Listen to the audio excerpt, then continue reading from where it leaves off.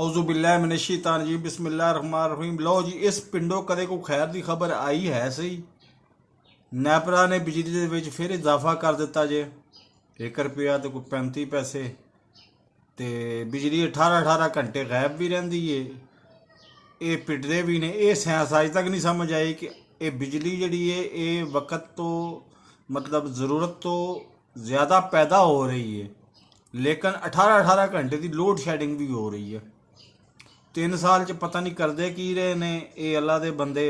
मैं हुण की आखां, मैं इन्हां दा वोटर भी हाँ तो सपोर्टर भी हाँ। हुण मैं अगर हक की गल नहीं करांगा तो फिर तो मैं भी इंसान नहीं हाँ ना।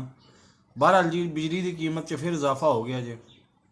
मेरे इस चैनल ਨੂੰ ਸਬਸਕ੍ਰਾਈਬ ਕਰ ਲਓ, ਨਾਲ ਲੱਗੇ ਬੈਲ ਆਈਕਨ ਨੂੰ ਦਬਾ ਕੇ ਤੇ ਆਲ ਨੋਟੀਫਿਕੇਸ਼ਨ ਨੂੰ ਔਨ ਕਰ ਲਓ ਤਾਂ ਕਿ ਮੇਰੀ ਹਰ ਨਈ ਆਉਣ ਵਾਲੀ ਵੀਡੀਓ ਦਾ ਨੋਟੀਫਿਕੇਸ਼ਨ ਤੁਹਾਨੂੰ ਮਿਲ ਸਕੇ। ਅੱਲਾ ਹਾਫਿਜ਼।